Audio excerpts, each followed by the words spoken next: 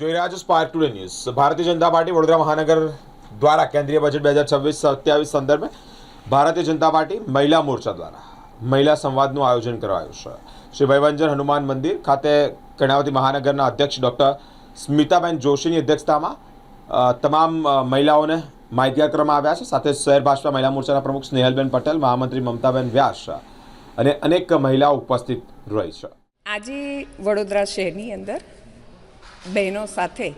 એક ખૂબ સુંદર સંવાદ કરવાનો છે કે 2026-27ના આ બજેટની અંદર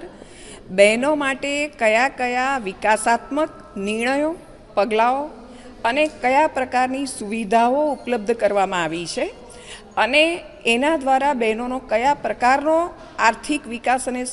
સ્વાવલંબન થવાનું છે। બહેનો દેશના વિકાસમાં મહત્વરૂપ ચાવીપૂર્ણ ભૂમિકા ભજવી શકે એ માટેનું એક આખું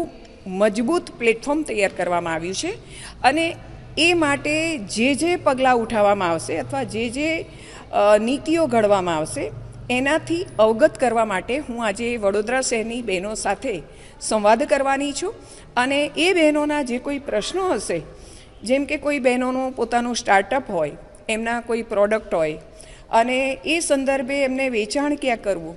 કે કઈ રીતે ઉત્પાદન વધારવું, એનું માર્કેટિંગ કેવી રીતે કરવું, ડિજિટલાઇઝેશન વગેરેના સંદર્ભમાં ગવર્મેન્ટે નિર્મલાજીએ બજેટમાં જે જોગવાઈઓ કરી છે એના વિશેની માહિતી આપીને એ બહેનો વધારે ને વધારે બીજા સુધી આ માહિતી પહોંચાડે અને વધારે બહેનો સશક્ત બને,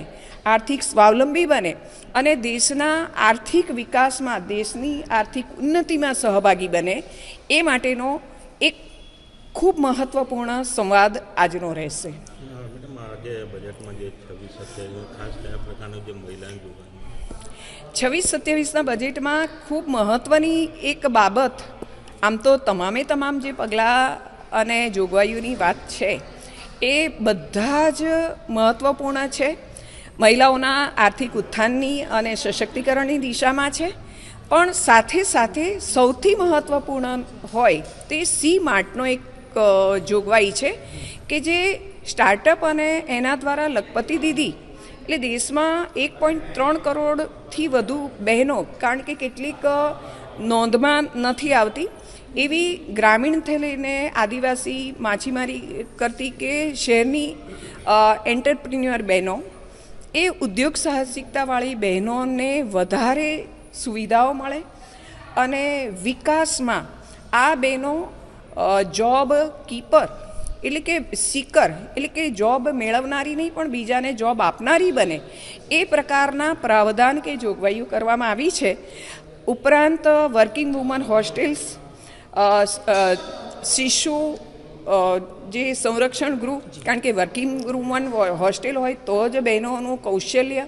અને પોતાનો વધારે સમય આર્થિક વિકાસમાં આપી શકે। આવી ઘણી બધી જોગવાઈઓ કે જે આ અગાઉ ક્યારેય કોઈએ વિચારી નહોતી અને જ્યારથી માનનીય વડાપ્રધાન શ્રી નરેન્દ્રભાઈ મોદીએ દેશનું સુકાન સંભાળ્યું છે ત્યારથી મહિલાઓના ઉત્થાનને અને મહિલાઓ પણ સમાજનું એક બહુ જ મહત્ત્વપૂર્ણ પાસું છે કે ગાડાના બે પૈડા એટલે માત્ર પુરુષ નહીં પણ સ્ત્રીઓ હોય તો જ સમાજનો સંતુલિત અને સંપૂર્ણ વિકાસ થાય। એ પ્રકારની જે નીતિ છે એને અનુલક્ષીને કેટલાક ખૂબ મક્કમ પગલાઓ અને જોગવાઈઓ આ બજેટમાં મહિલાઓ માટે દર્શાવવામાં આવી છે અને એ તમામ ઉપર ચર્ચા કરવા માટે આજે હું અહીંયા આવી છું।